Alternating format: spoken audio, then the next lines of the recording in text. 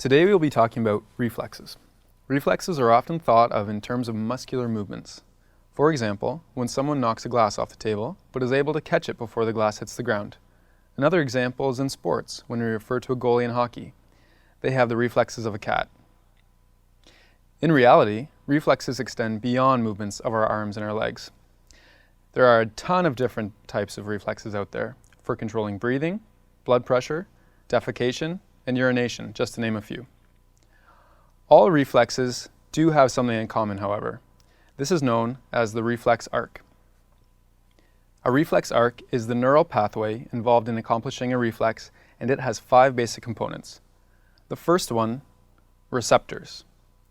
The second is an afferent neuron. Number 3 is an integrating center. Number 4 is an efferent neuron. And number 5 is an effector. Remember these 5 components as they can be applied to all reflexes.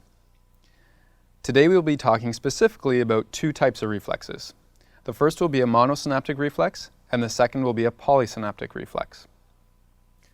To begin, a monosynaptic reflex is a relatively simple reflex, as it consists of only one synapse, as the name suggests. The most common monosynaptic reflex is the patellar tendon reflex.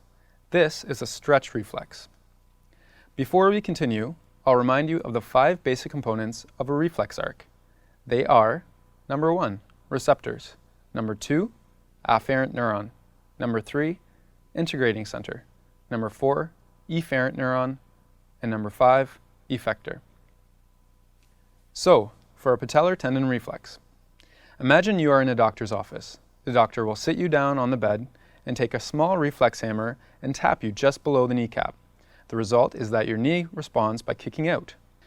If you've ever wondered why this is done, it is essentially performed to assess nervous system function. They can see how well a bunch of things are working, including muscle spindles, afferent neurons, motor neurons, and neuromuscular junctions. They can also see how the excitatory and inhibitory input to motor neurons from the brain are working, and make sure they are all in balance. This is basically determined by a depressed or exaggerated kick after performing the test. So let's go through the steps of the patellar tendon reflex. The first step, activation of a receptor by a stimulus.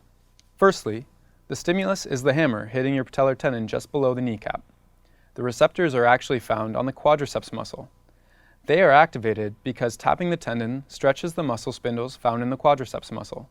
This changes their shape and thus activates them. Number 2, activation of a sensory or afferent neuron. This step involves the activation of a neuron that starts from the receptors in your muscle and ends in the spinal cord. The activation of this neuron causes the information to travel the length of the neuron's axon. Number 3, this is the integrating center and information processing. Now, the signal has traveled to the spinal cord. In a monosynaptic reflex, remember there is only one synapse. So the integration center and information processing occurs only in the cell body of the postsynaptic cell, which in this case is the motor neuron. Activation of a motor or efferent neuron. The signal, in the form of an action potential, travels down the motor neuron carrying information from the spinal cord to the effector. Number 5, response by the effector organ. The last step of a reflex is for the effector to respond. The information comes from the motor neuron, which innervates the quadriceps muscle, or the effector. The response is for the knee to extend, and this causes the kicking motion. So that is a monosynaptic reflex.